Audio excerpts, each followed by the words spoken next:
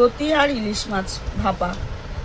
এই যে আমি লতি কেটে রেখেছি ছোট ছোট করে, আর এই যে ইলিশ মাছ,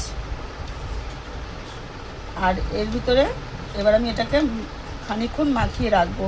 এতে মশলা দেওয়া হচ্ছে জিরের গুঁড়ো, লঙ্কার গুঁড়ো, হলুদ আর কাঁচা তেল।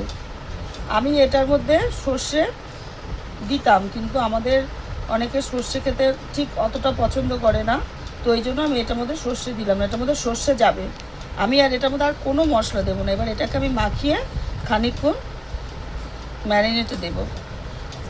এই যে কাঁচা তেল, হলুদ, জিরের গুঁড়ো, ধনের গুঁড়ো, লঙ্কার গুঁড়ো দিয়ে আমি এটাকে মাখাচ্ছি। মাখিয়ে এবার আমি হালকা একটু জল দিতে হবে। এই যে আমি যে মাখিয়ে সব এভাবে এবার এখন ম্যারিনেট করতে রেখে দিলাম। তোমাদের এই ইলিশ মাছ লতি দিয়ে ভাপা, এই যে দিয়ে দিচ্ছি সরিষার তেল। এই আমার তেলটা হালকা গরম হয়ে গেছে, দিয়ে দিচ্ছি কালো জিরা ফোড়ন। এই আমার হালকা ফোড়ন হয়ে গেছে, এবার দিয়ে দিচ্ছি রসুন ফোড়ন। আর এই যে আমি মাখিয়ে রেখেছি কচুরলতি,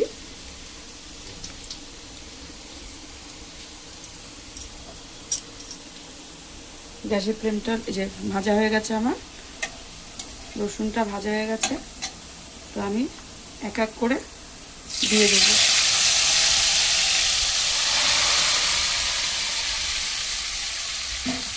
সুন্দর করে সেট করে বসিয়ে দেবো এক এক করে, দিয়ে আমি এটাকে ভাপে ঢেকে দেবো। আমি নাড়িয়ে চাড়িয়ে নিলাম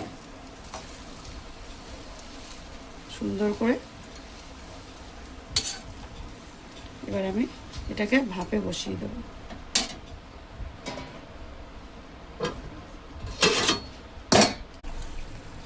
এই যে আমার লতি ইলিশ ভাপা রেডি। একটু হালকা নিচে লেগে লেগে গেলে তাহলে অনেকটা বেশ ফ্লেভারটা ভালো হয়। এই যে আমার হালকা লেগে লেগে গেছে। আমি কিন্তু এর ভিতরে একটা জিনিস দিয়েছি, রসুন ফোড়ন।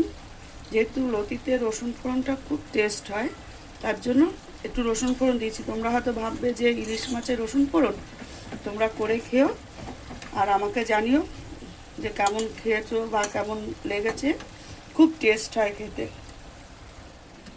এই যে দেখো তোমরা, আমার ইলিশ ভাপা লতি রেডি।